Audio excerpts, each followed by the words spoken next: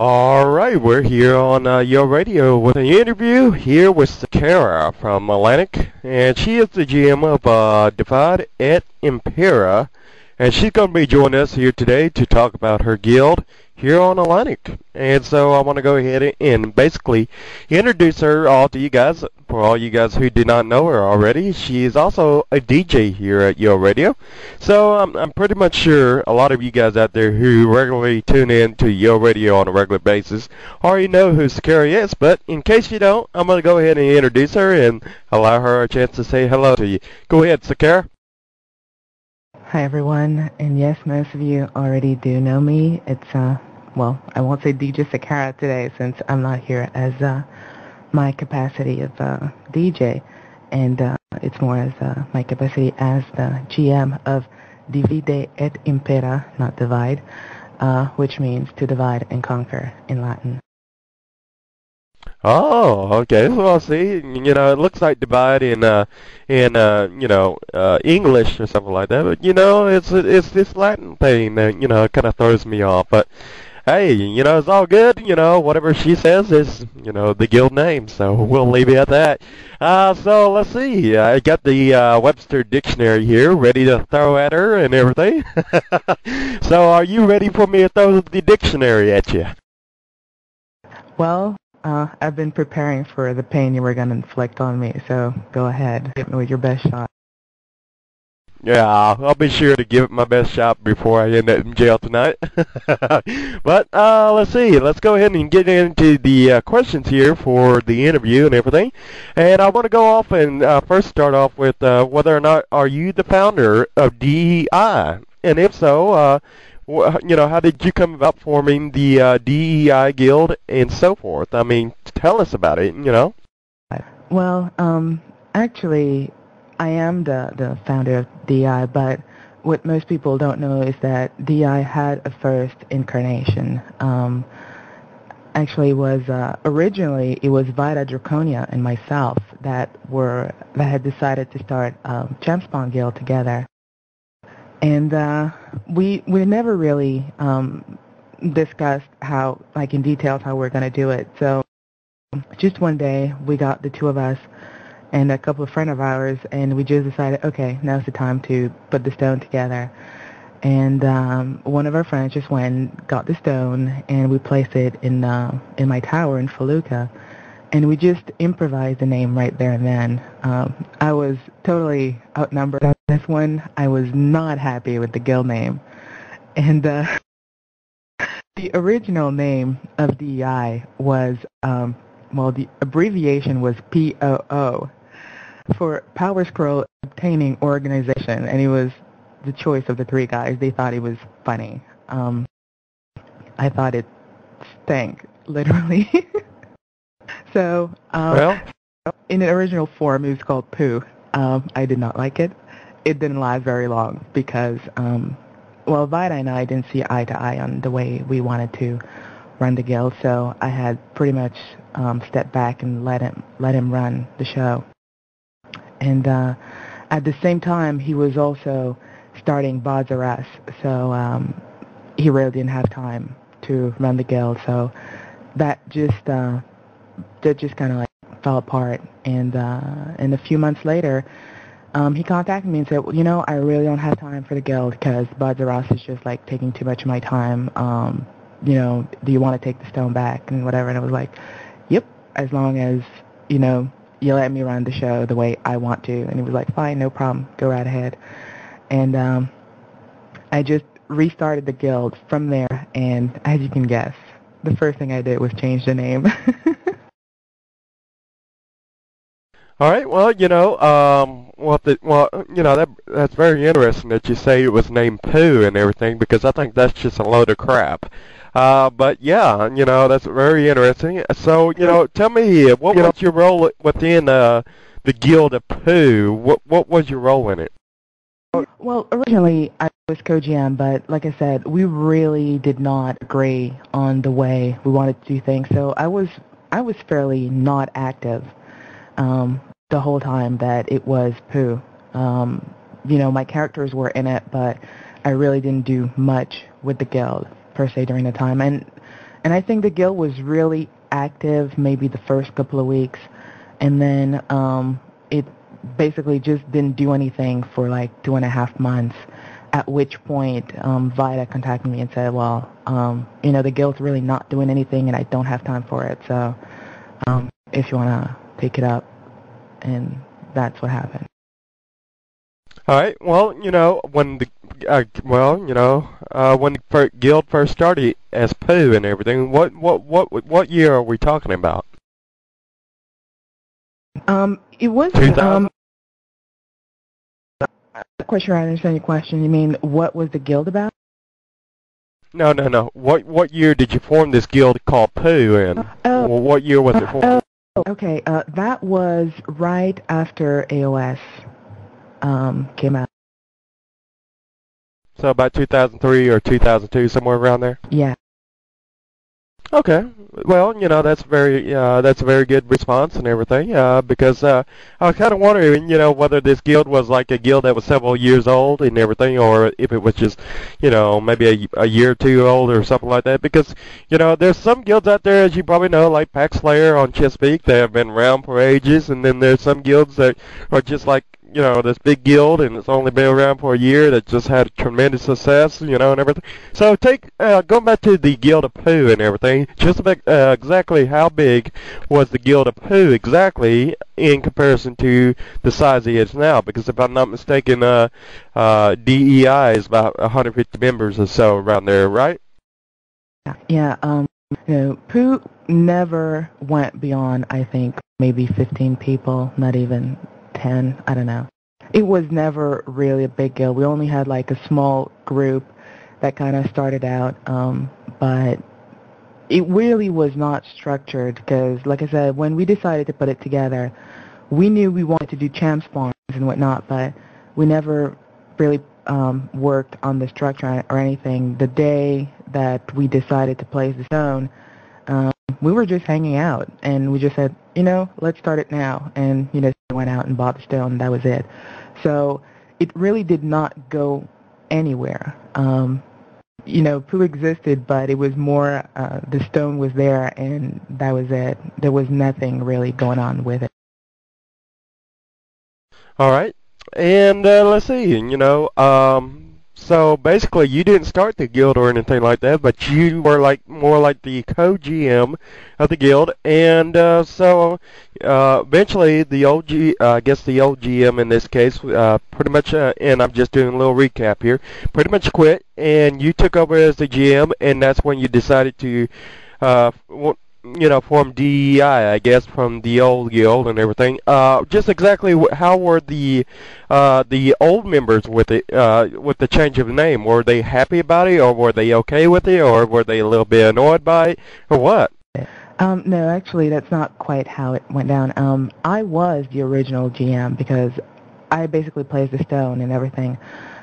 It's just that when we started working, when the first week or so that we started trying to do spawns and whatnot, Vida and I really could not agree on the way to do things. And at that point, I was like, I'm not gonna start, having like all these arguments with you and whatnot. So I was like, I'm just gonna transfer the stone to you. Do things the way you think is better, and we'll take it from there. And I basically transferred the stone to him. And not much came out of it, and so in the end he just ended up transferring the stone back to me. So you could say that I was the original GM, even though he did end up running the first half of it.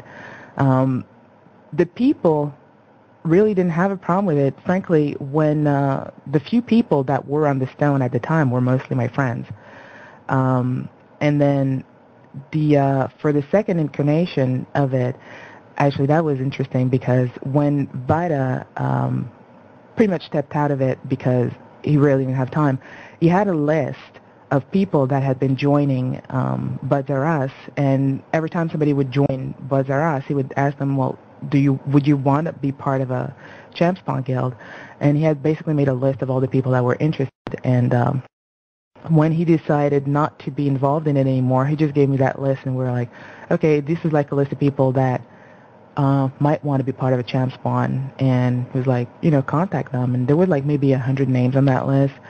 And of that 100 names, there were about 20 people that ended up joining DEI once I formed it. All right. Well, I'm not sure exactly how old the guild in which we were supposed to interview a little while back, but just for some other reason didn't ever happen. And the guild in which I'm referring to is HOT, which is hot on Atlantic and everything. And going back to, hot a little bit and everything, bringing them into the picture. Basically, it is to my understanding that the DEI was created as an anti-hot guild. Can you maybe explain that a little bit and as to why that was rumored to be the case? Well, that you have to put yourself back in the context of how we really started getting involved in the whole champ spawn thing. A lot of people think we were created as an anti-hot guild. We were not. Back then, hot pretty much controlled champ spawns, and I don't even think I realized back then that it was hot. I knew of Rathman and some of his friends, but at the time, if you remember, right before AOS came out, when you would go to do champ spawns, if you died in a dungeon, you would just get teleported out with all your stuff. Your ghost would just appear in Britain or something, and you basically lost nothing. And after AOS, I'm just trying not to mix the dates and whatever, but they removed that and brought in insurance instead. And at that point, it had become impossible for people to do spawns individually. Like, I used to do champ spawns, but I would just go myself, by myself in any dungeon, and there will always be like a bunch of blues there spawning. And I didn't risk losing anything. Once they removed that, less and less people were doing the dungeons, and more people were doing the Lost Lands, where they would go with small groups. And that was really the idea for us to create our own spawn guild, so we could go out and do our own little spawns. But also, at the time, absolutely nobody could beat Rathman when it came to looting oaks. You had to hate him because he was godly at it, seriously. Because back then, the skull did not drop in your backpack. It would drop on the boss itself. And so whoever was the fastest looter would get it. And so what started happening was that whenever we would get oaks done, if Rathman was there, you knew nobody else but him would get the skull. And so you would get to the star room, and sometimes, like, hoping they would place the oak skull so that a Harry could be summoned. And most of the time they did summon it, but sometimes it would take hours and hours before they actually placed it. I remember the last time I ever went to one of these Harrys, we waited over 3.5 hours for them to finally place. And it was just frustrating, and I hated being at the mercy of someone's will, and I'm sure there were a gazillion good reasons why it took so long, but you would get there and, they would say, oh yeah, we're about to place in like 10, 20 minutes, whatever. Half an hour later, sometimes he would show up, start protecting people. Somebody would cancel protection, and then he would leave for like 20 minutes because, you can't protect for 15 minutes if somebody declines. So he would come back 20 minutes later, start protecting again. Somebody cancels, he leaves, or one of his friends has to go away for whatever, and then, he waits for them to be back. And so it just ended up taking a lot of time, and that was really frustrating. And so those were really the main reasons we wanted to create our own guild, so that we were no longer at the mercy of anyone, and so that we could do our spawns whenever we wanted with a group of people we trusted, so that if we died, we could get rezzed and not lose our stuff. So that was the main reason. But when I created DEI, I remembered all that stuff that so annoyed me. People raiding us and people having this control over us. So when I created DEI, the idea was that we would be opposite to that. We would not raid other people. We would not mess with other people's spawns and whatnot. We would just do our own little thing. We would earn our own keep, and basically, we would not be dependent on anyone. And from there, the other guilds that we encountered along the way, the minute they would see us, they would automatically assume that we're coming to raid. But I had made it a point to tell my members, when you see another guild spawning, let them see that you saw them, and wish them luck. Just tell them, well, good luck with your spawn, and let them know you're not here to raid them, and then just turn around and leave. And so we had made a lot of people were liking us because of it. And whereas Hot was the exact opposite, they would raid absolutely everyone. And so, and they would raid us. And our motto was, we will do to others what they do to you, treat others like they treat us. And so if Hot raided us, we would rate them. And obviously they did, so we fought back. And a lot of those smaller guilds would call us and say, hey, Hot is raiding us, or Hot is over there and whatever, and we would go after them. And so after a while, it kind of became this, people kind of took for granted that we had been created to defeat Hot, or to fight back what Hot was about, and that we were kind of like the good guys and they were the bad guys. So that's kind of how it evolved, but that was not the original idea. All right. Well, you brought up some very interesting points and everything, and I actually want to do a little follow-up on that with some of the things that actually kind of sparked my interest here. And you mentioned something about Rapman over here from Hot. And basically you had indicated that, he was just like one of the quickest looters and everything back in the day before they put it back in your backpack. Are you by any chance referring or suggesting that maybe Rapman was maybe using a looting script or something of that nature? Or was he just like, in your opinion, just super fast as hell whenever it came to looting stuff manually?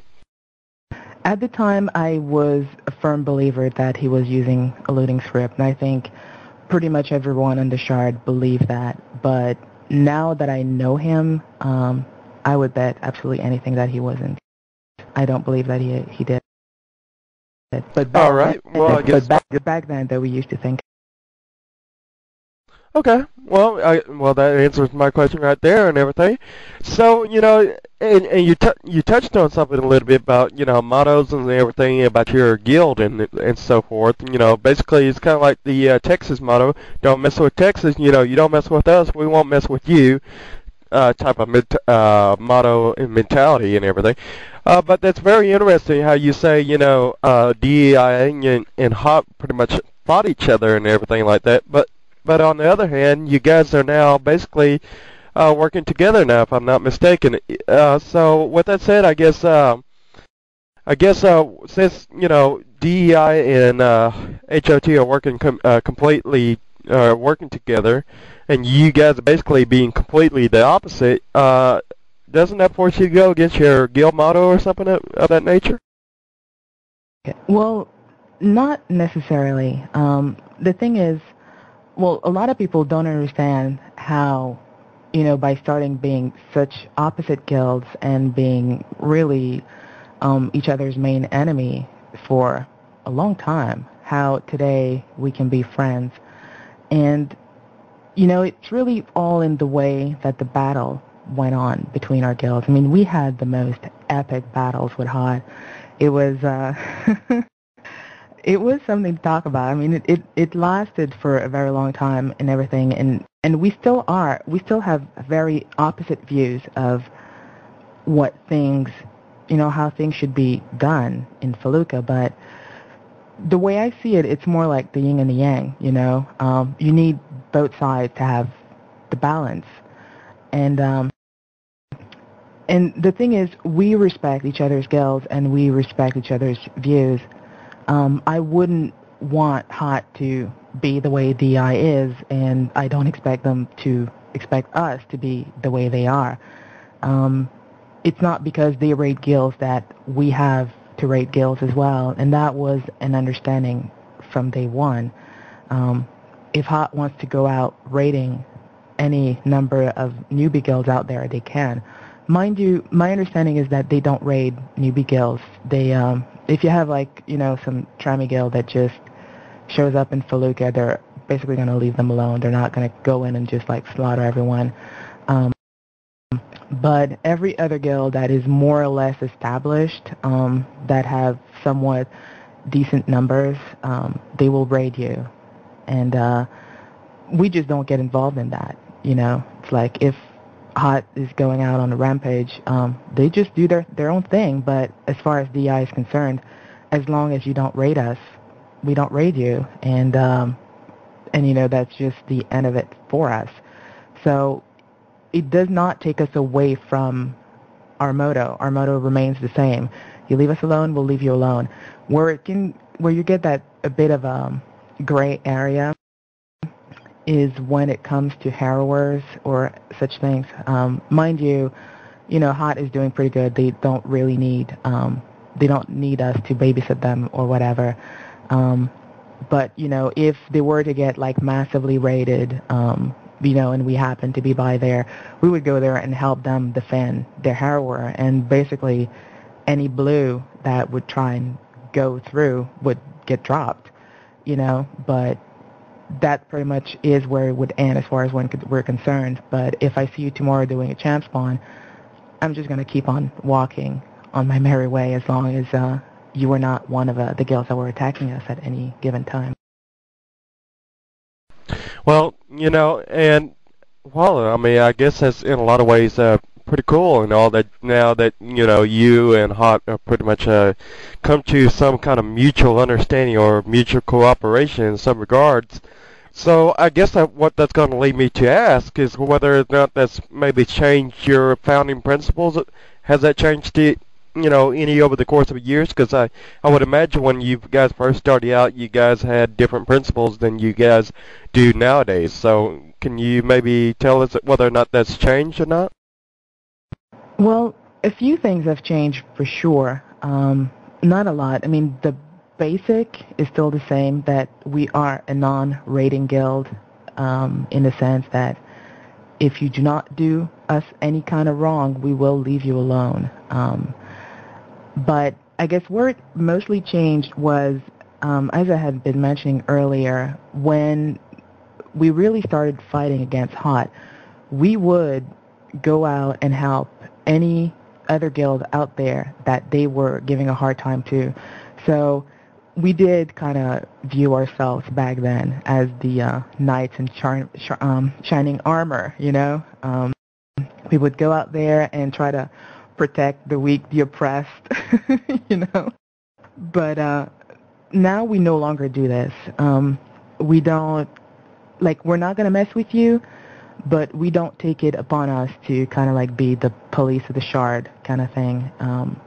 We're not going to go out and basically defend a newbie guild if you're getting raided by anyone, really. The only exception you might see is if we see an enemy guild somewhere, whether they're raiding or not, we're just going to go out there to fight them. So indirectly, it may come out as we're helping a newbie guild, but we're not there with that intention. Whereas back in the days, we would go out there with the intention of defending you. And one of the reasons this changed is mostly because we as a guild changed, and especially me as the guild mistress changed also. Because when I first started DEI, I had a very, very trammy mentality. I was a trammy. Some will say that I'm still a trammy,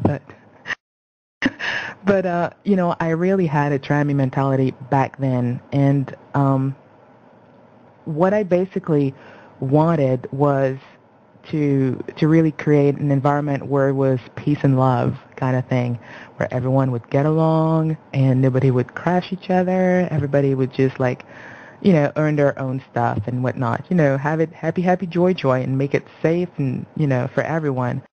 But once you live in Felucca long enough, you realize that not only is this utopia, but you don't want this, because the day you do this and succeed at doing this, you kill Feluca. And frankly, in a way, DEI did that because at one point, at the height of its glory, DEI was hands down the most powerful guild on Atlantic. Our lineup of PvPers was beyond insane.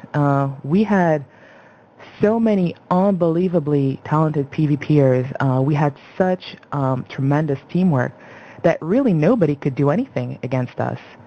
And I mean, there is one harrower that we always remember fondly, which was the one in Dungeon Wrong. At one point, right before we set out, Link had seen us gathering at our guild house and basically sent the word out.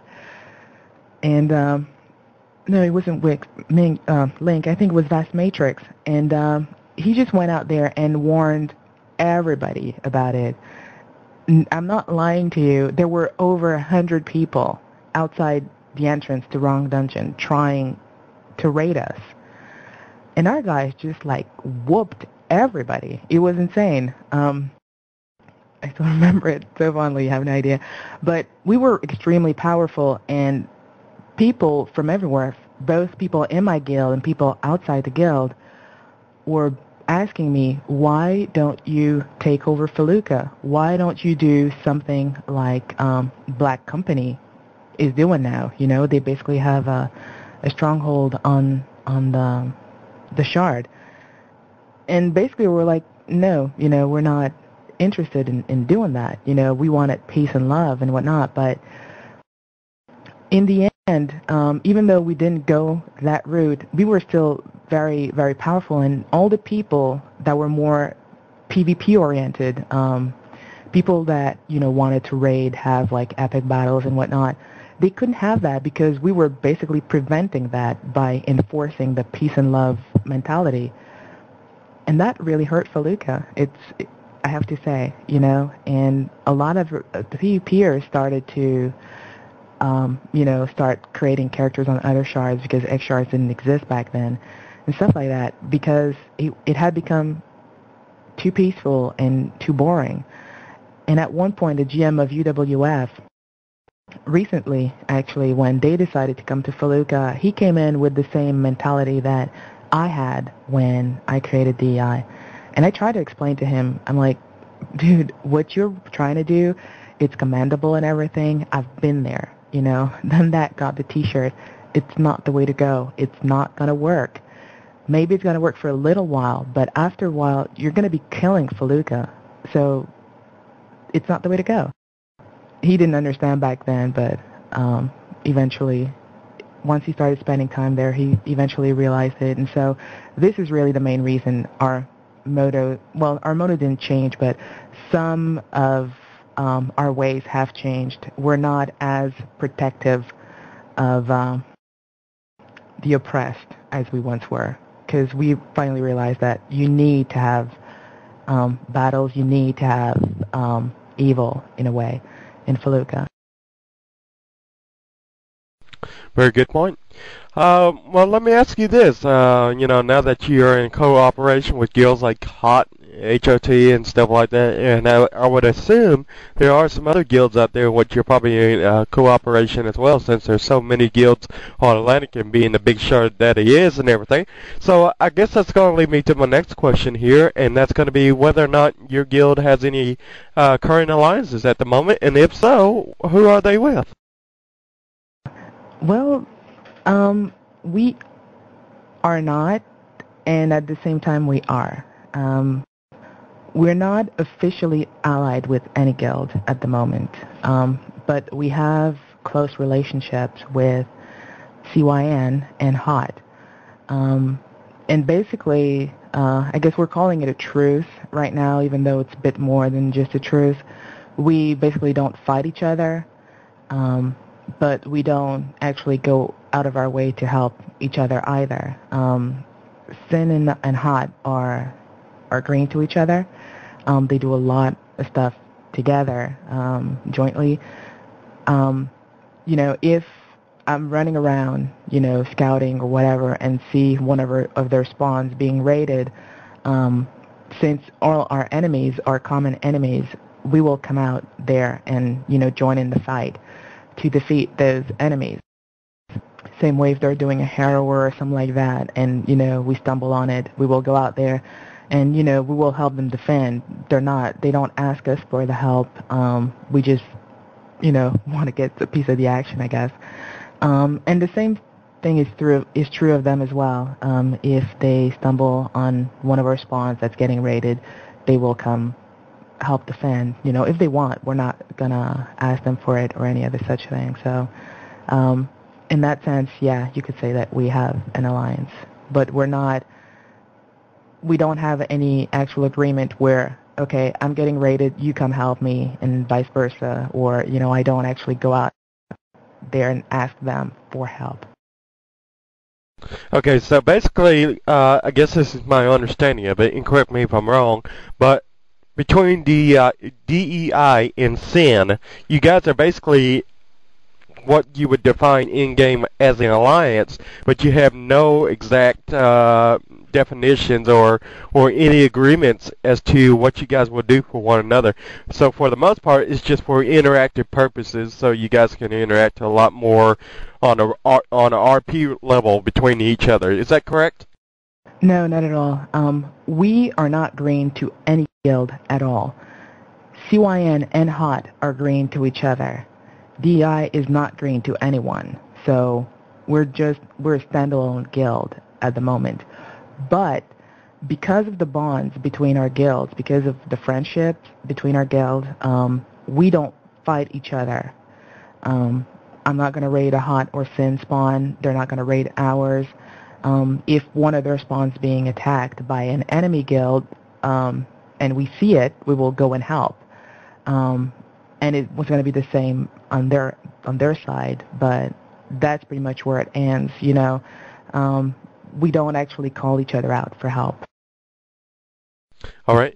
Well, and that's a very good point that you bring up there between HOT and SIN being green to one another. Can you explain to me why they're green to one another and why DEI doesn't make the move or the decision to go ahead and ally to make themselves green to one another, such you guys are on somewhat good terms or, I guess, neutral terms or something of that nature? Honestly, we were green at one point. There had been a bit of drama, you know how it is, at some point, which had basically ended the, actually funny enough, the original drama was between SIN and HOT that basically ended the three-way alliance. And then, over time, things got worked out, and but at that point it was SIN and DI that were green to each other, and HOT was not green to either of us. And then over time we ended up ending the alliance with SIN, and we, meaning SIN and DI, decided to end the alliance, us being green to each other. And then kiss made up a few times, and then eventually we just, none of the guilds were green to each other. Now SIN and HOT are green to each other again. We have not made a move in that direction. There is no need for it at the moment. Maybe we will be green again to each other at some point down the road.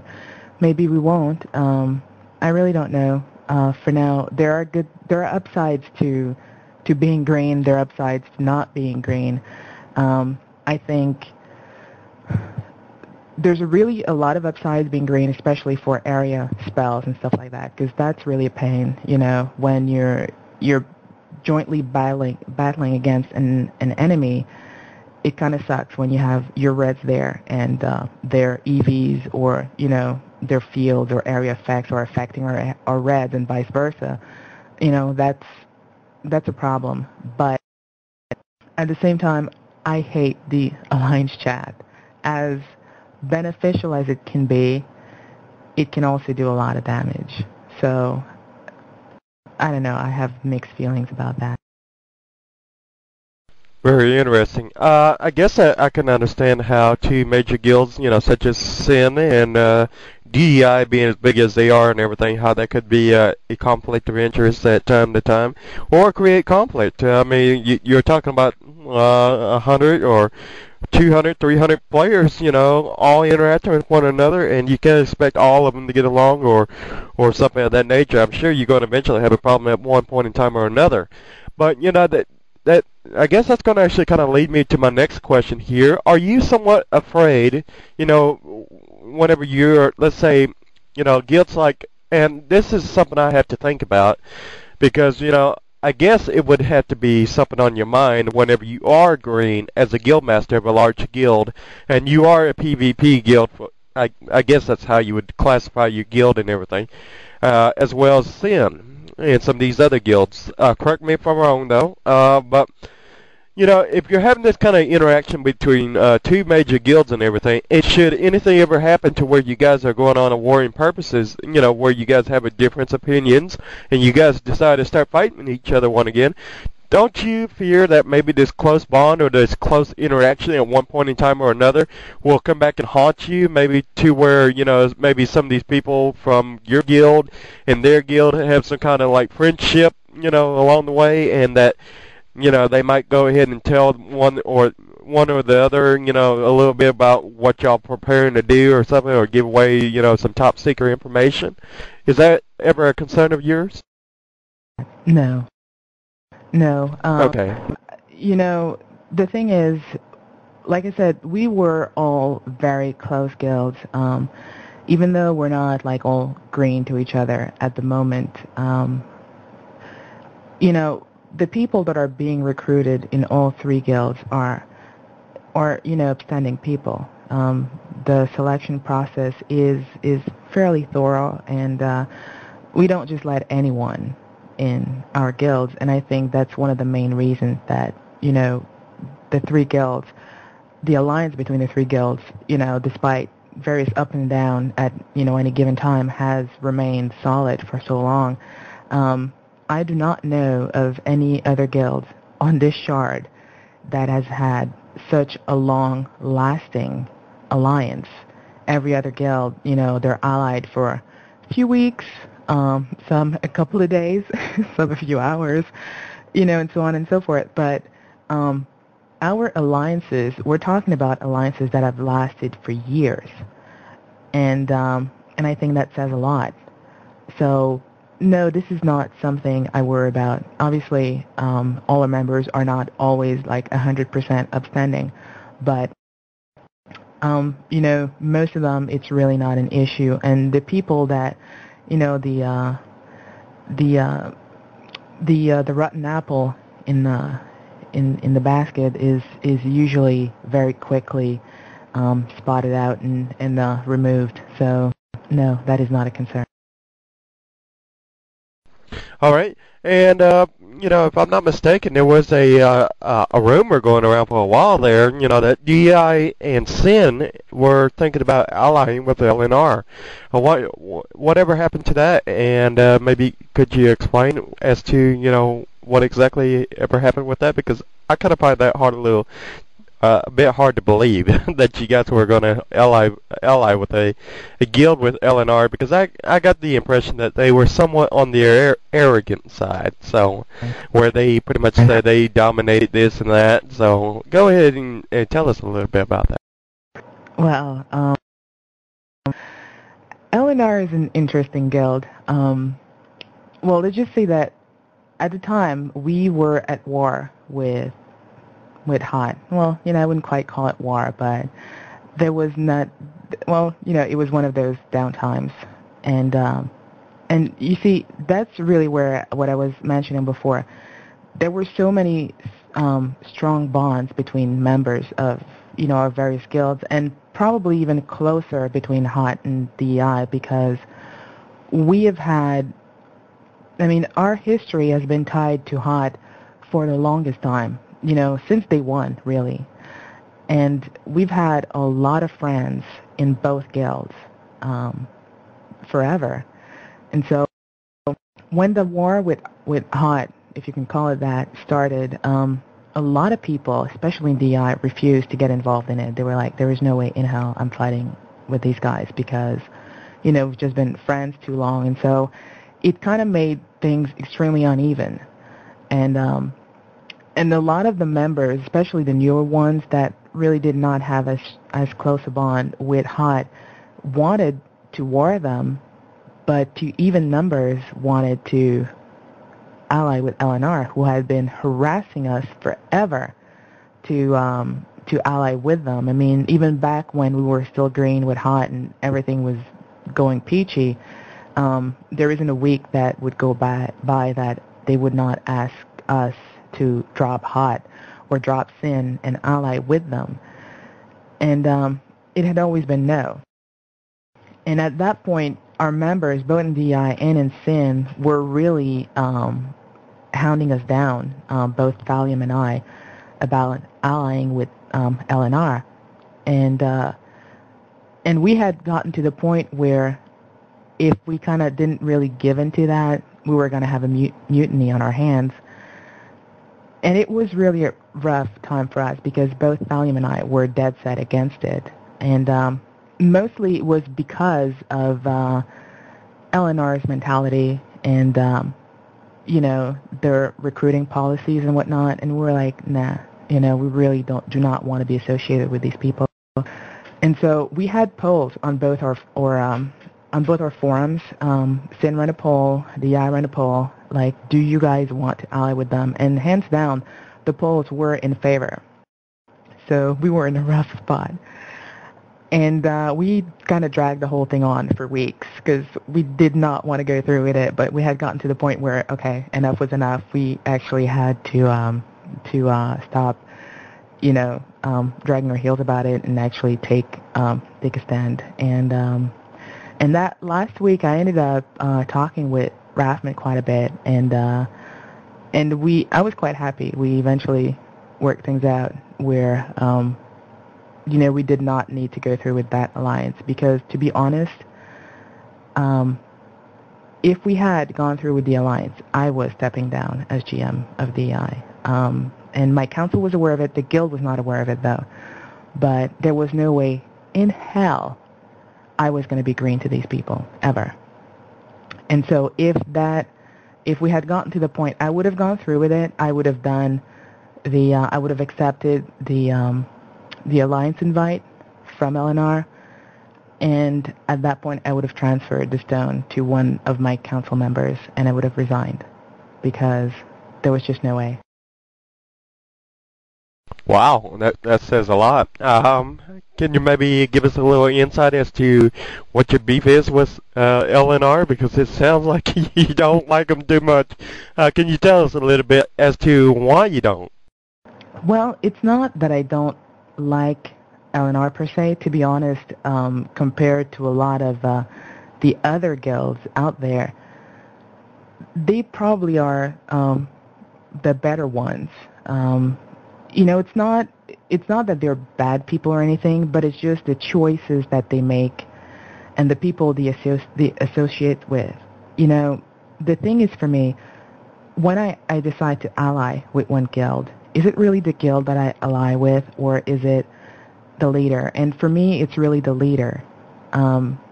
Whether you agree with Hot's mentality or not is one thing, but at the end of the day, it's all about who is leading the guild, and I have tremendous respect for Raffman as a person and as a guild leader. I don't agree necessarily with, the motto of his guild, but it's all fair game. But the man himself has proven himself so many times over the years, not only as being an upstanding person, but also he's proven that he has, he has morals, he has principles, and, he knows the true meaning of loyalty and friendship.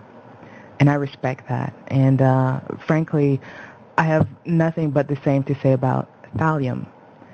And so I like what these guys stand for, and I like the fact that they try to bring the same into their own guild. Even though I would not want to be hot and I would rather not be sin, I have no shame to be associated with them. Whether you like them or not, I can be proud to say I'm friends or allied with these guys, but I would be embarrassed to be allied with LNR because their GM thinks it's okay to harbor scammers, hackers, and exploiters just so that they can win. And to me, that is not acceptable, ever. And that was really, Yeah. and that was the main thing with us versus LNR.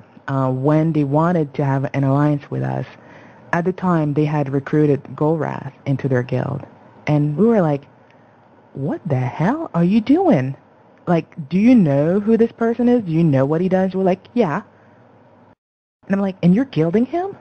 And they're like, well, he's a good PvPer. So what? So what? It's like, are you so desperate to win that you would associate with people like this just to increase your chances of winning? And their response pretty much was, well, we've had a good talk with them and, with him and a few other people that we found very questionable. And they basically said, well, we had a good talk with them, and, they're swearing up and down they're not going to be scamming anybody in the guild and this and that, and that they're going to be behaving and blah, blah, blah.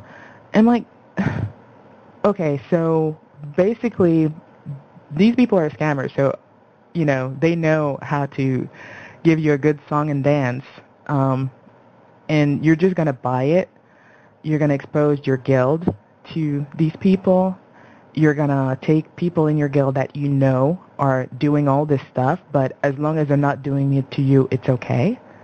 And I was like, I don't think so. If that's the kind of mentality you have, I do not want to be associated with you, and I do not want to expose my members to the likes of you.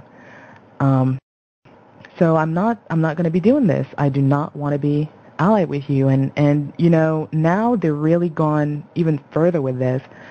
Right now they've really moved into the exponential Zerg mode. They will recruit absolutely anyone that will say yes. Anyone. They don't care who you are, where you come from, what you do, as long as you say yes. So, for me, that's like, I'm sorry, I will not be associated with someone like you. Whereas from Hot and Sin, they will do some background check. If you are in any way a known scammer, hacker, exploiter, or whatever, they will not let you in, because that's not the kind of people they want to hang out with. And to me, that is the huge difference between the two guilds, and that is the reason I will never ally with LNR because of this. And, I'm saying all that, it's not really to... not really to this, yes and no, LNR, because there are some really good people in there, and, I don't want people out there to think, well, okay, they harbor scammers, so they're scammers themselves. That's actually not true. They do have a lot of really good people in there, people that I do respect, even in the leaders. I don't understand why they would let people like Golrath and such in their guild, but they themselves are not scammers, and and I can vouch for that because from my own history with them, for instance, I got hacked a few years ago, and my house, the hacker deleted my house, and Barrington, who's one of their council members, was able to place over it, and he actually just gave me the house back. So that right there was commendable. Another one of their council members is Odin, and a few months ago, one of my guild members got hit with the insurance bug, and his entire suit dropped. And there was Hat of the Magi, there was the Shadow Legs, and a number of other items. They were like for over 36 mil worth of armor, and Odin managed to loot all the suit and immediately contacted us and returned the entire suit to my guild member. Just this morning we were raided by LNR, and the suit of one of my guild members dropped once again, and Barrington was there and made sure that none of his members looted the suit. So one of my own members were able to loot it and return it to the rightful owner. So they are not all bad people. It's just they make very poor choices as far as who they associate with. And for this reason, I will never ally with LNR. Very interesting. And just to touch on this Galroth or Galroth guy, isn't he the same person who's the GM of the infamous guild known as Hacks? Correct. It's that same goal. Okay. It's that same.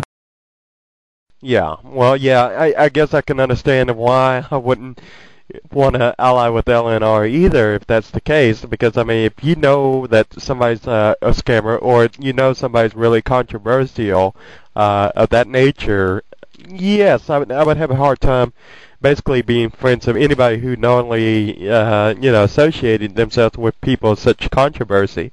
Yeah, I've heard a lot of interesting things about that guy, and even heard recordings, which we played on your radio, as a matter of fact. So yeah, that's very interesting. Very interesting stuff, all I can say. And let me just see what my, and here's something that you keep bringing up a lot, and you keep mentioning sin a lot. And it sounds like you have a really good relationship with them overall. So, that kind of leads me to my next question here. Have you guys, by any chance, ever considered a merger between the two guilds, maybe Sin and DEI, or any other guild for that matter? And can you tell us, if that's ever crossed your mind? Yes, actually, merging with Sin has come up a few times. In the earlier days, we were so tight, so close, really, that we were pretty much like one guild. We would do pretty much everything together all the time. We were in each other's TeamSpeak all the time. And, strangely enough, even though the original alliance was with Rathman, with Hot, and, Hot basically brought in Sin into the alliance, and then, from there we kind of became friends with them as well. I have to say that I feel a lot closer to Thallium than I ever have with Rathman, which is kind of sad, but Raph and I don't know. We have the hardest time communicating, I think. If he says white, I'm going to say black. If he says red, I'm going to say blue, and we just don't seem to communicate as well. Whereas with Thallium, it just really flows. Most of the time we can, we can understand each other pretty well. Doesn't mean we don't argue, but the bond is just like tighter there. And I think also the fact that our guilds are a lot more similar in many ways. So we were very, very close at one point, and we talked about it. But that didn't come to pass. And then more recently, I had been very seriously contemplating taking an extensive break from UO. I actually at first I wanted to take like a break, like maybe a couple of months or so. But every single time I take a break, the guild doesn't start doing too well. What can I say? They can't survive without mom. That's how they call me. But so I had kind of started taking a break. I was hardly in game anymore, and with ML, that really did not help the guild. The activity level had really decreased and whatnot, and at that point I was like, okay, what do you guys want to do? Do you guys, just want to keep things the way they are, or do you want to just merge with Sin? So you would have like a lot more people to do whatever you want to be doing, and Thallium's around and whatnot, since I really was not going to be around much.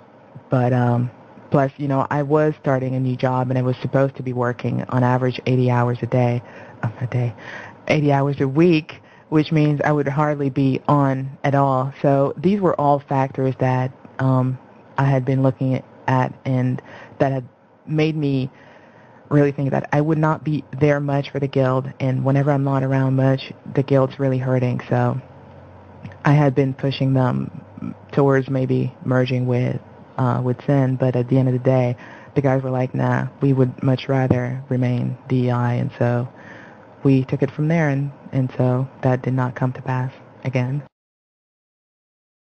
Very interesting. And yes, I can guess. I guess I've been in that situation at some point in my time during 8 years where, the GM is pretty much calling it quits and just the whole guild starts falling apart and everything. And I totally know exactly what you've probably gone through or your guild's gone through, every time you consider, maybe taking a break or handing off the reins to somebody else, or then you sit back and watch, how the guilds run, and you're like, no, it probably shouldn't be run that way, or it veers course and does something else. They do it their own little way. Sometimes that's a good thing. Sometimes they just take you off, to the extreme left or the extreme right or something of that nature. It's like, and when you come back, it's like, what guild is this? So in a lot of ways I can relate to that. But backstepping a little bit, or backtracking a little bit, as they say, we're going to ask about your guild recruiting policies. Exactly what are they? What do you use for your determination of whether or not a person gets into your guild? You broke up a little bit here. I'm assuming you said, what are my recruiting policies? Yep, that's the question. Okay. Well, the way we work is through sponsorship. If you want to get in the guild, you need to know someone in the guild that is willing to vouch for you. Normally, you need 2 sponsors. So you need to find 2 active veteran DI members that are willing to vouch that you are a good person and that you would be an asset for the guild. And when you have a sponsor, then when you have your 2 sponsors, then you get a 20-day probation period during which you're expected to do 10 champ spawns minimum. Coons don't count because barracoons are like a joke. Including 1 oaks. And during that 20-day period, your sponsors are 100% responsible for your actions. So if you screw up, they get punished as well as you, obviously. And the severity of their own punishment is directly proportional to the gravity of your screw up. So that is the standard recruiting policy. Now, we had a number of people that were like, oh my god, that is like way too strict. Like, how are we, like, some of us don't know 2 people, or some of us don't know anyone in your guild, so, what about these people? Are they like basically screwed? And,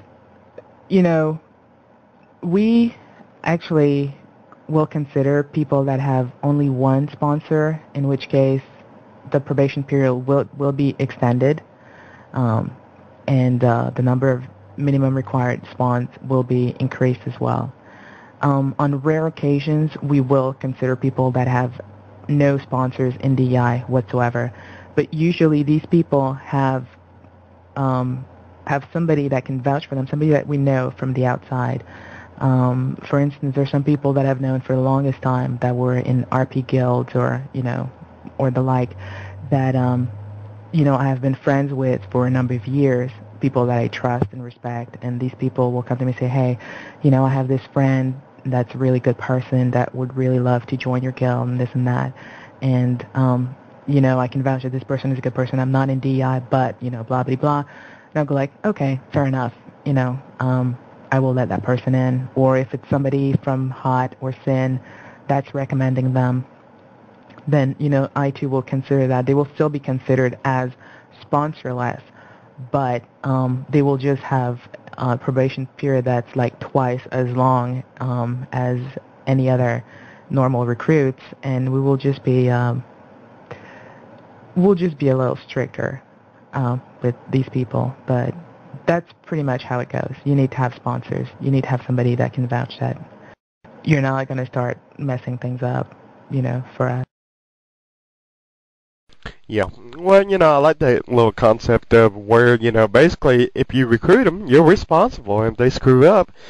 And, basically it holds, the recruiting process to a certain standard and everything. You just don't go out and just grab anybody for sheer numbers or anything like that. You actually go out and recruit people of quality and character. So, actually a great recruiting policy you have there. But moving on, we're actually going to move on to the next question here and everything. And I'm actually kind of curious whether or not this happens on Atlantic or not. And being, big guilds that you guys are, DEI, SIN, and everything else. And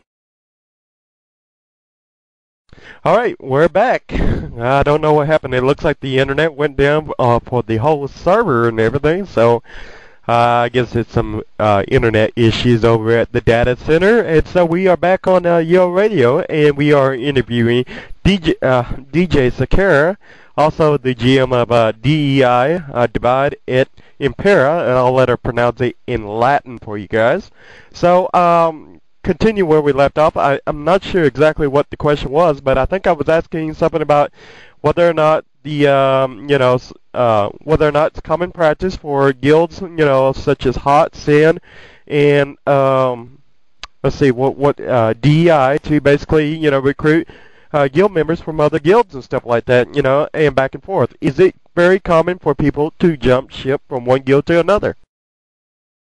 Okay, that was not the original question, but I think I had answered that question, the previous question, which was about recruiting policies. But yes, as far as recruiting among each other's guilds, well, actually we kind of have an agreement on that normally if somebody in one of our guilds wants to go to the other's guild, we basically check with each other first. If somebody is in DEI and wants to go to CYN, Thallium would contact me and say, well, okay, I have this person that wants to jump ship. Are you fine with it? And, I'll give my blessing or not, and vice versa. And that's pretty much how it goes. With Hot, it's more a question of, if somebody would want to go to Hot, that I would basically Rathman would more like, he would inform me and say, okay, I have this person that wants to join my guild now, so just letting you know kind of thing. Whereas with Sin, it's more like, do we have your blessing kind of thing. Does it happen? Yes, it happens. A lot, not really, but it does happen, and it's mostly because we are 3 different guilds, very different guilds, and we each have something different to offer, which is pretty much why when the topic of merging with Sin came up, a lot of our members decided that they did not want to go Sin, and it's not because we don't like Sin, not because they're not a good guild. It's just because we are a different guild, and by being different, we have something different to offer. And some people would rather have what we're offering, and some people would rather have what they're offering. And I guess as far as Hot goes, they are a lot more PvP oriented than we are. And this, we had some people often comment about how DEI is kind of like, and Sin to a certain extent are like the breeding grounds for Hot to recruit out of. It always kind of makes me smile when people say that. The thing is, in a way, recruiting-wise, I would have to say Hot qualifies more as what I would call the elitist guilds, where they will not recruit someone that is not already a good PvPer. It has its merits, obviously, because it saves you a lot of the hard work that's involved with training new people. But at the same time, when you have guilds like that, like Hot and the way Hacks was as well, and a few others, I think E was like that, I believe MLD was like that, a few guilds like that will not recruit people that are not already good PvPers, you basically close the door to a lot of potentially good people. And I look at guilds like my guild, even LNR, and Sin, who will basically recruit the person, not so much the skills.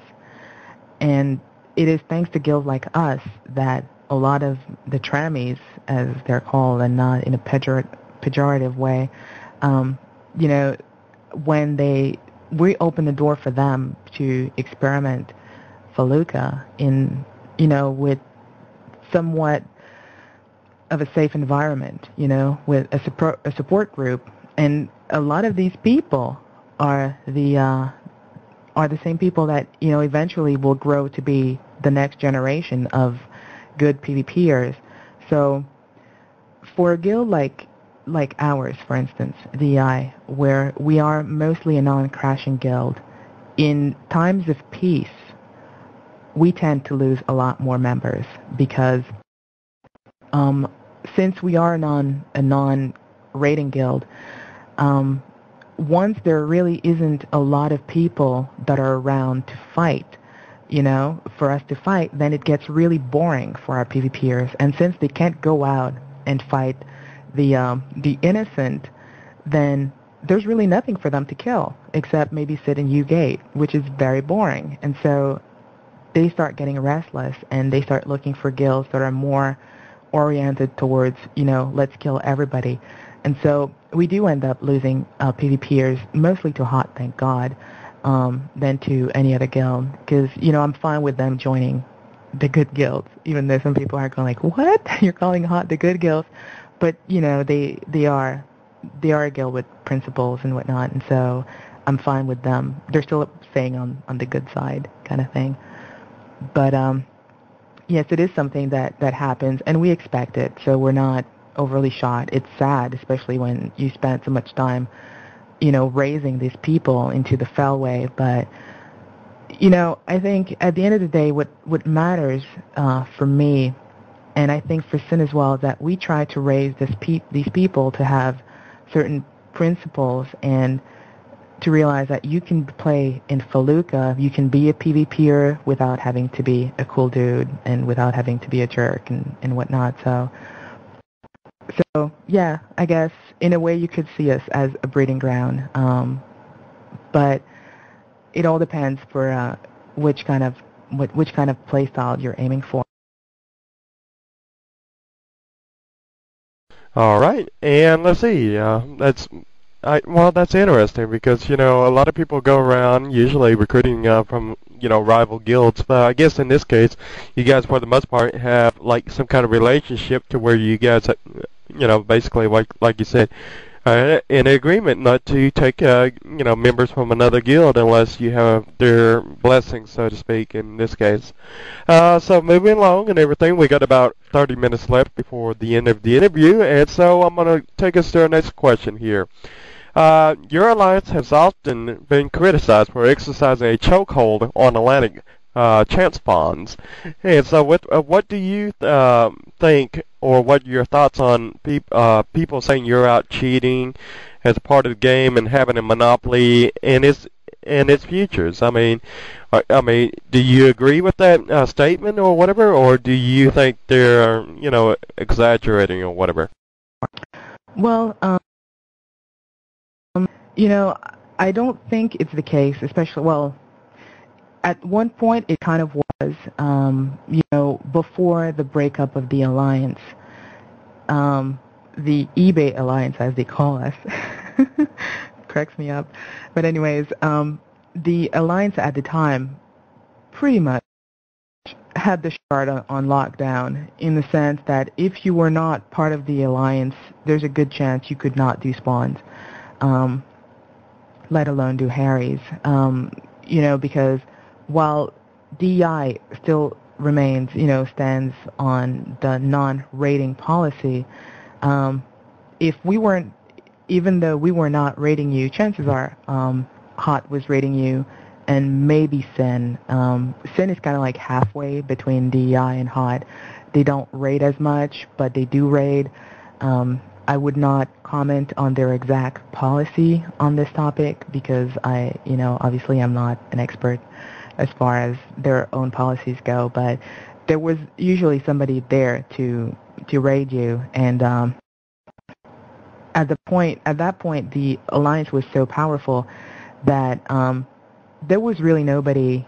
At least there were no enemies that stood a chance. And at that point, most of those enemy guilds had either exsharded or pretty much gone back to Tram. I remember for a while, we could do Harrowers at any time of the day, Oaks at any time of the day, and have absolutely no one show up to raid us. I remember, and that's what I was mentioning by the time of peace, where it becomes very difficult for a guild like DEI to maintain its PvPers, because we were doing Harrowers, and my PvPers, my Reds, at the entrance of the dungeon that were basically guarding it, were crying literally because they were like, my God, can someone please come raid us? They were actually talking about spamming in U and Westbred Bank that we were doing a Harry, and we actually did a couple of times, just hoping to get some action. And we got at best a stealth tamer or a thief that, kind of lurked around. And so at that point, yeah, we had pretty much a shard on lockdown. And after the alliance broke up and we worked back towards a truce, that was one of the first reasons we had not reformed the alliance right away, because once the alliance broke up, a lot of the guilds started coming back to Fel and started building up again, because now they knew they had a chance. And so we allowed it, and the shard has been so much more fun since then. So the alliance still exists, but I don't think we'll ever allow it to go back to being as powerful as it was, just so that enemy guilds actually have a fighting chance, and that by having these enemies, it continues to be fun. Yeah, I guess I can see your point and everything, especially allowing these little smaller guilds to have an opportunity to grow and expand, and perhaps provide a sense of competition. Because I can just imagine all these big guilds having these little smaller guilds all attacking them, and yes, that would actually be quite fun in my opinion. So moving along, we're down to 29 more minutes, and I quickly want to get through these questions so I can start asking you a little bit, a few questions about yourself and everything and what you do within the Ultima Online community and so forth. But, I'm going to go ahead and just go down to the last question I have for you about your guild in particular. Or actually, I might have one or two more questions for you. But I'm kind of curious as to whether or not DEI organizes any public events for the community at large, and do you feel there is such a thing as social responsibility in YO? I definitely think there is such a thing. I think the wealthier you become, the more powerful you become as a guild, and the more you should try to do things for the community, from time to time, to give back a little bit. I believe pretty much most of the larger guilds have done something at one time, except a few that shall remain nameless.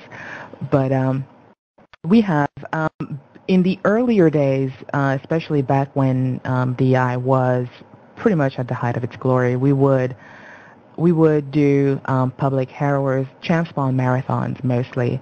We would actually gather a bunch of people at Brit Castle, and we would take them through every single one of the 6 different champ spawns in their respective dungeons, except obviously for Oaks that's in the Lost Land. And after that, we would summon the Harrower. And for a lot of the people that would join in, this was their first and maybe even only time ever doing this.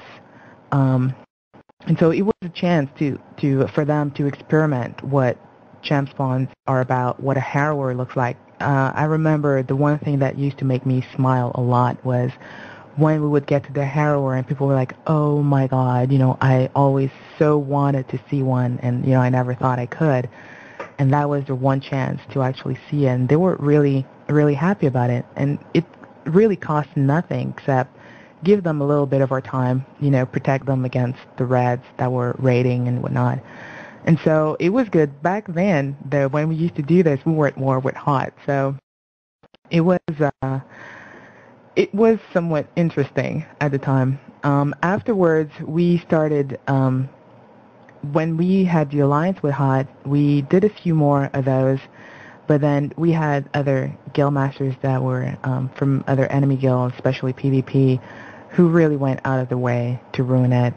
And from then on, it became really, really difficult to be able to continue to organize gem spawn marathons or public harrowers, because you would have an increasing, larger number of people coming raiding it, and it's really too bad. I know I tried to organize another one a few months ago, and I had contacted most of the GMs of the other guilds, including enemy guilds, asking them if they would be willing to put aside all our differences for one day, so we could hold another one of these events. And, DI would not take the whole credit. Obviously, all the guilds that would agree to step aside would be recognized as such.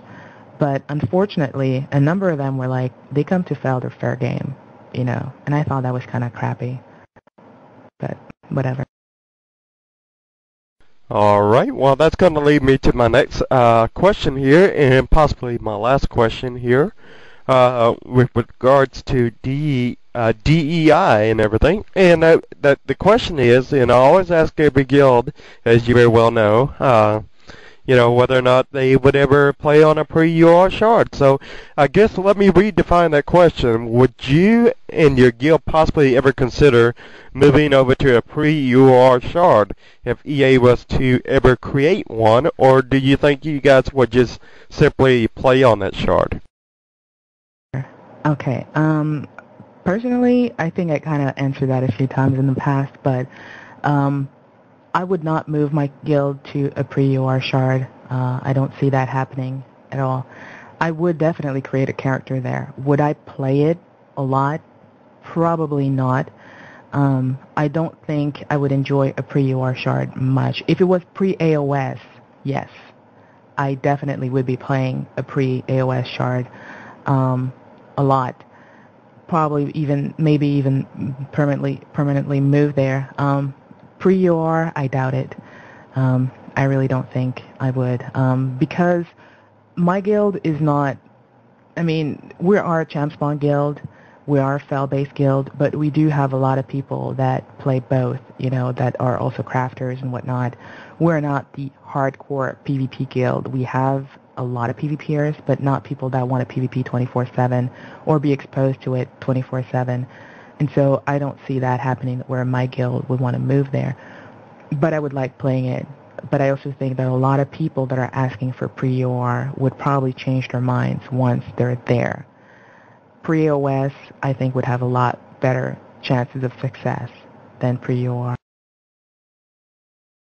Very interesting concept. Well, I guess that answers my question. I just think you might have a change of mind once you see the level of community that can exist on a pre-UR shard as opposed to, pre-AOS, because, anything with Trammel in it, I think it makes it really difficult to create player conflict due to Trammel. And so I think overall, you'll see a lot of players. But, I guess that's to remain to be seen whenever they do, if and when they ever do come out with a pre-UR shard. So now, I'm going to move away from all that, and I'm going to ask you a few questions about yourself, as to what you do within the Ultima Online community, because I know you do a lot. You do a lot with your guild on Atlantic. We all know about that, based on the interview here today. We also know that you run a few websites and participate in the operations of a few websites, such as Geo Radio being one of them.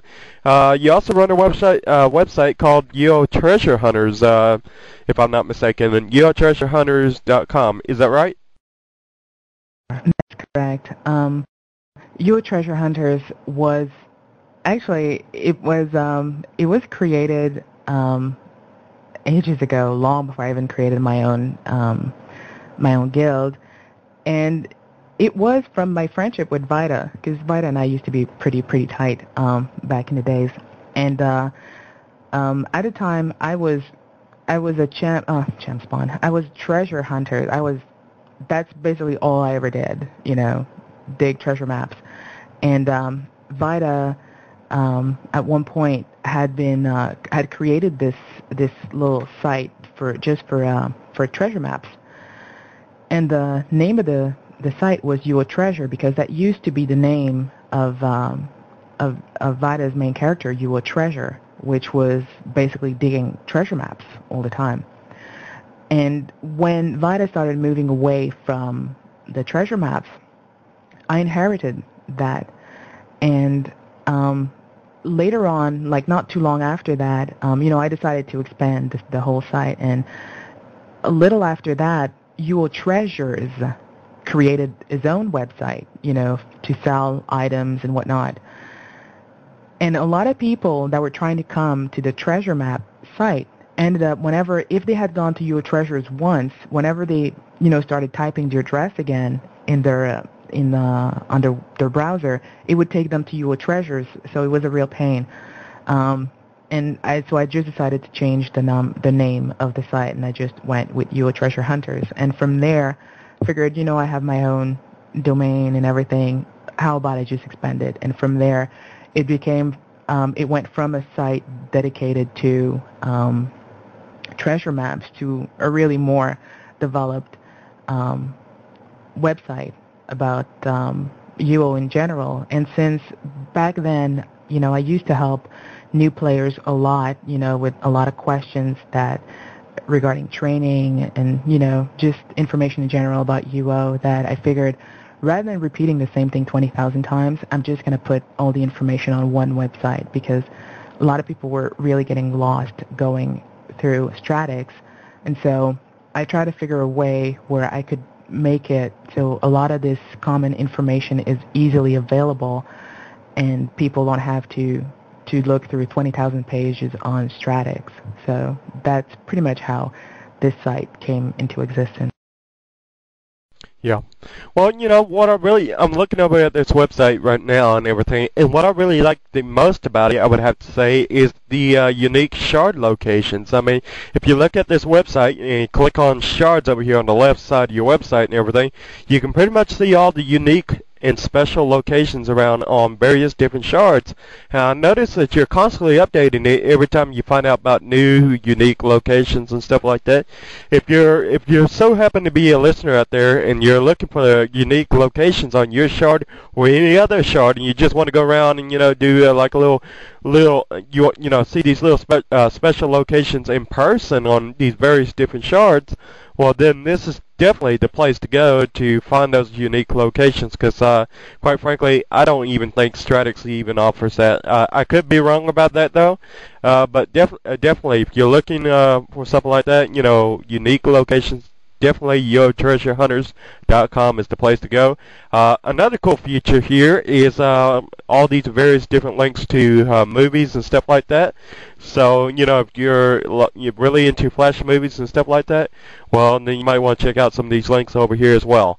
But, moving on, I want to go ahead and talk about the next thing in which you are pretty much active and participate on. I don't know if you're still classified as heavily active in, but aren't you also a broker for Yo TradeSpot as well? And if so, can you explain how that came about? How did you ever come about knowing Lynn as a person? And maybe you can tell us how that relation became about. And did she play on Atlantic, and y'all both used to play together, or what? Tell us a little bit about that story, about how you came up to that. Okay, just before we get to that, just mentioning about the YoTreasureHunters.com website. If you do go check out the unique locations, and you find a few of the spots that on your own shard that are not listed there, please let me know about it, preferably if you have a rune to it. And if you have any kind of history about that specific location or any other locations on the site, it would really be awesome, because I'm trying to get as much details about all these places and the history behind it as possible. Now, regarding TradeSpot, yes, I am a broker on TradeSpot. I'm not exactly an active broker. I do broker from time to time, but most people that visit TradeSpot probably notice that I don't spam items for sale or whatever. I don't advertise because it's not really something that I do actively. Most of the gold that I make from brokering, because I don't really do anything for real life cash. I mostly do stuff for in-game gold, and most of this gold is used towards the events, towards funding the events that I organize in-game. And how that came about, it's actually a little strange, really. I had used Lynn a number of times for various transactions that I did over time, and we kind of became friends that way. Also, earlier on, when I had first started DEI, back when a plus 25 stat scroll would sell for like $250, I had done a bit of eBaying as well, because I had always been wealthy in game. I had been one of the very first GM Smith on Atlantic, so I had a shop that was really doing well. So I've always had plenty of gold in game. I never really needed anything, and so I guess I had started establishing a reputation for being, honest and whatnot. People would come from all over the Shard to have me repair their really valuable items, or to hold stuff for them, or to arms lore stuff for them. So my reputation kind of established itself over the years. And when Lynn took over TradeSpot, she was looking for her own team of brokers, and she had checked my eBay feedbacks, and was like 100% positive.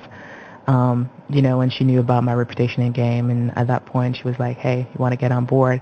And that's kind of how it happened. It was not something that I actually went after. It kind of came to me. And but yeah, I've been a pretty good friend with Lynn. She's come over to my place a couple of times already. Stayed over at my place, come visit up here in Montreal. She's probably going to be coming to visit me again during the holidays. So yeah, we've become pretty good friends in real life. Wow. Yeah, that's definitely a great way. Because really, a lot of brokers, believe it or not, and a lot of people are kind of surprised. Oh my God, she knows Lynn. How could you possibly be associated with somebody? Well, the truth is, a lot of people in the brokering community, they interact with a bunch of different brokers, independent or not, whether you're with Marquis Dragon. I'm sure a lot of people could say something about Marquis Dragon. I'm sure a lot of people could say something about Lynn. Basically, you can pretty much come up with anything on anybody. I'm sure at one point in time or another, every broker out there has something controversial about them. For example, Marquis Dragon, everybody might say Marquis Dragon is just trying to dominate and monopolize everything. If you really want to get right down to the nitty-gritty part, I don't think that's anything any major broker can ever escape. It's just something that comes with the territory. But yeah, that's really interesting that you point out that you come out and actually become real life friends with Lynn and everything, and TradeSpot and stuff like that. So you basically said you basically used her a few times in the past for some for various different transactions and stuff like that. So I guess what I really want to know more about is just exactly how did you meet her in the first place? Did you just come across her randomly across ICQ or something? And, somebody say, hey, you might want to check this person out. This person is honest and trustworthy or something of that nature? Or did you meet her in game on Atlantic or what? How did you actually come up to getting to know her? I understand that you used her for various transactions, but how did you actually come about knowing her? Well, I used to read TradeSpot a lot for my in-game trading, and I would see her posting a lot for so many various items, and I think the very first transaction that I did with her was when I was trying to sell my large marble, back when they were selling for about between 25 and 30 mil. And I had basically started posting it for sale, and if I recall properly, it was also pretty much at the same time there was this exploit, where you would put your, you would try to transfer your house to somebody, and they would cancel the gump, and then they and when you basically when they would actually transfer it back to you or something, and you accepted, you ended up giving them your house or whatever. People were losing houses like that. I think Demos had lost his own large marble that way, and there was this big drama about it at one point, and the GMs had to get involved and return the house to him and whatnot. And I was trying to sell that house, and at one point she ICQ'd me, and she's like, "I can sell the house for you if you want for a commission." And I was like, I'm so busy in game already as is that if I didn't have to bother with all, the ICQ spams about it and whatnot, that would be cool. And she wasn't asking for too high a commission, so that's really how it all started. And from there, the whole deal went down really smoothly. She did an excellent job, and from then on, we started doing more transactions, where she would get involved and whatnot, and she would take care of, some of the business for me. So, and from there, it just grew from there. But I remember reading about the stuff she traded all the time, so I knew she was a very active businesswoman in UO, and I had never heard anything bad about her, and my own experience with her had always been good, so it kind of grew from there. Yeah, well, it also kind of makes it kind of difficult to even, let's just say, even now with all the controversy going on around about TradeSpot, even as of now, that we're all aware of. Whether that's true or not, that's a different story, and we're not going to get into that. But because there's really, quite frankly, that's not anything to do with you as a person or anything. Yeah, it's more to do with TradeSpot. So we'll leave them that out of the question and everything, or out of the discussion. But I'm kind of curious as to your brokering and everything. Can you maybe share exactly, how brokers interact with one another? Because a lot of people think, well, just because you're a broker, you don't interact with any other brokers or anything like that. Because in my personal own experiences and everything, as a broker and everything, we pretty much interact. And I don't know if this is the same thing in your experiences or whatever. But being a broker and interacting with other brokers, I mean, being a broker is like a really tight-knit community, first of all. Pretty much all the brokers work together in cooperation. They do business with one another, whether they agree with them or not. That's another thing. I mean, I've had my run-ins with Lynn. I've had my run-ins with Marquis Dragon. I've had my run-ins with Duran M. And, just about every major broker you can think of, we all at one time butt head one another at one point in time or another. So it's just one of those things that come with the territory, and you just accept it as part of the business world.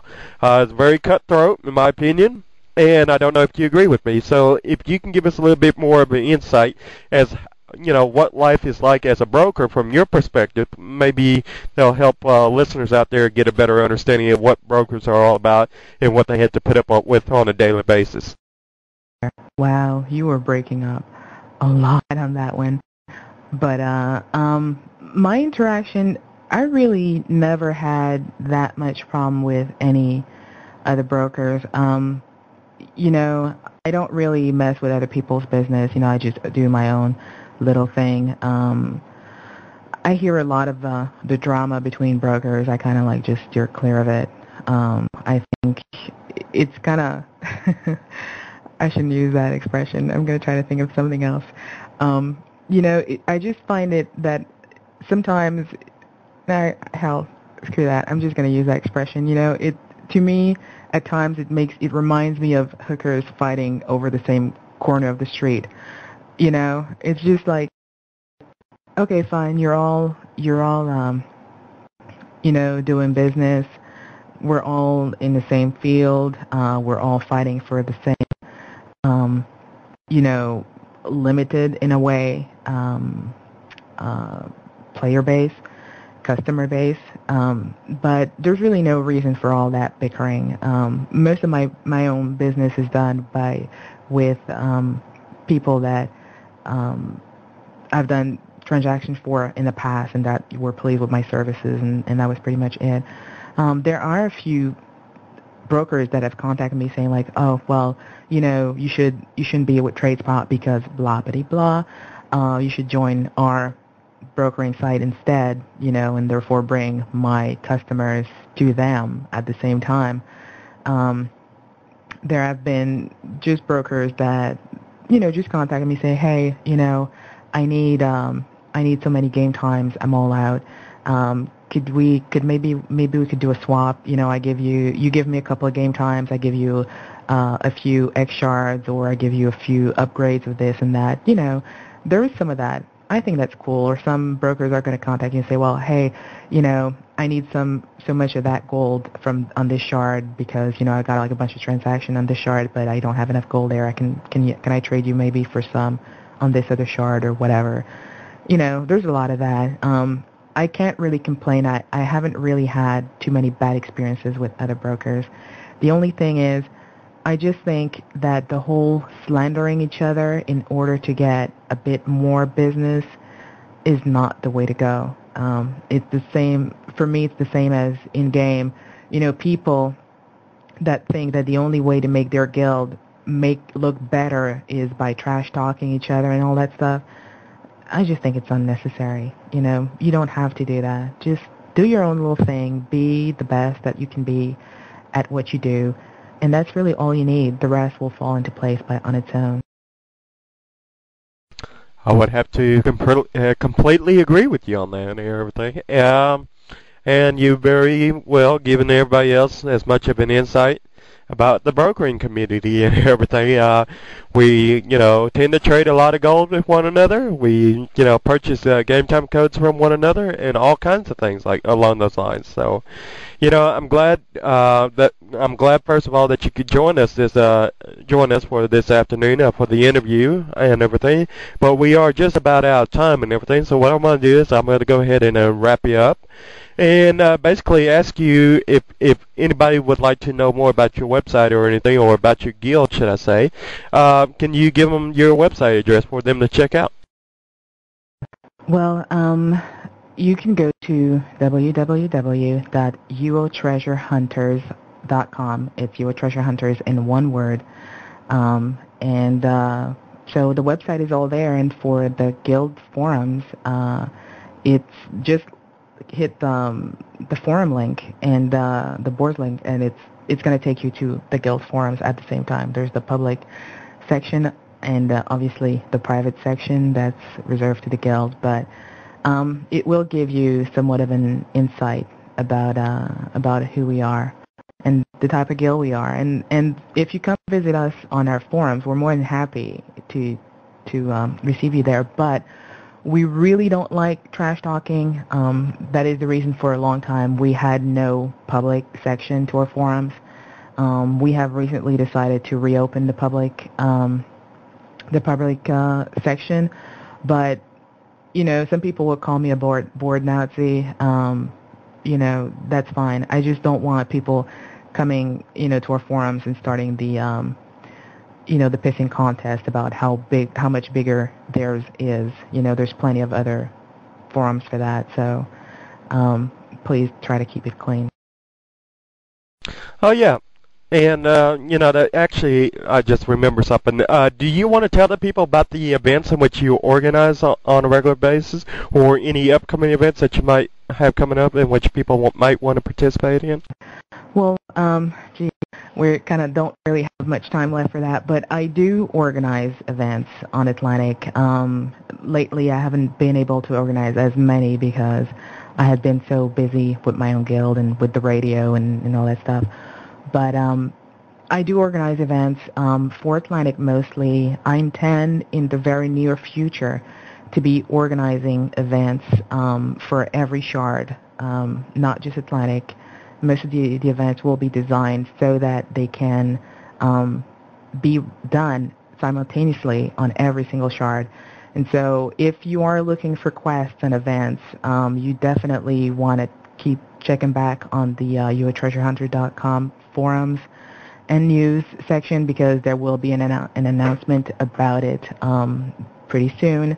And if you are into organizing events and whatnot, and want to volunteer for some events, just give me a holler. And obviously, if you want to sponsor, we're always looking for people to help fund these events, because all the rewards are basically funded by me, most of it by my brokering activities, and we do like giving decent rewards that make it fun for everyone. And when we're talking about events, we're talking about quests, murder mysteries and stuff like that, things that will make you think, solve puzzle, like send you all over the place, not just go kill monster, come back, get loot.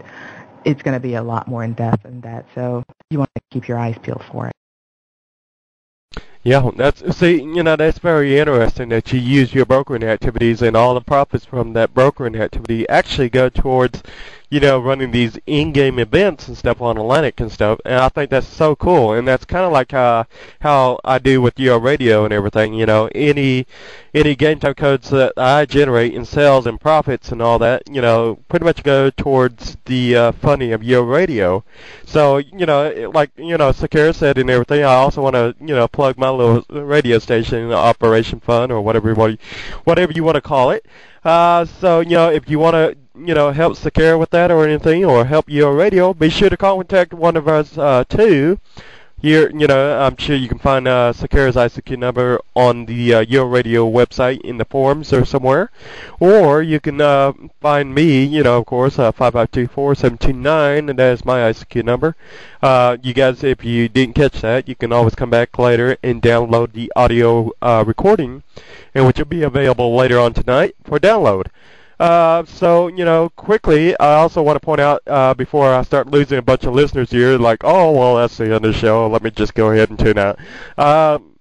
Before I let you guys go and everything, I just basically also want to point out that supposedly next week, and listen good, please, supposedly next week we are supposed to have an interview with somebody from Electronic Arts. That is correct. Yes, I just said Electronic Arts for all you guys out there like, what did he say? Yeah. I don't know exactly who's going to be from Electronic Arts as of yet. It's kind of like a little mystery. They're kind of like wanting to surprise me, but supposedly it's supposed to be like a hot interviewee, so you'll definitely want to try to tune in next Sunday on I think the 18th at 5 p.m. Eastern, and have yourself and all your buddies in the RC room and everything, and hopefully, if all goes well, we'll be interviewing them come next Sunday. So definitely be tuned in for that and everything. And so once again, I do want to thank DJ Sakara for joining me here today to talk about her guild, DEI on Atlantic, and that is Divide et Impera. Can you say it in Latin for us? Divide et Impera. Okay, and there you have it, folks. And do you want to say goodbye to everybody out there? So before I go ahead and start playing my music. Well, just wanted to thank everybody that joined us, as usual, for the talk show. And I'm not going to thank you because you were, well, actually, yeah, I'm going to thank you because you were not overly brutal with me. I expected you to be worse. And like you, I'm very, very curious to see who we will be interviewing next weekend. So thanks, everybody that joined us, and I guess we'll talk to you soon. All right, and there you have it. This concludes the interview with DEI on Atlantic. And so with that said, thank you all for joining us, and here goes the music.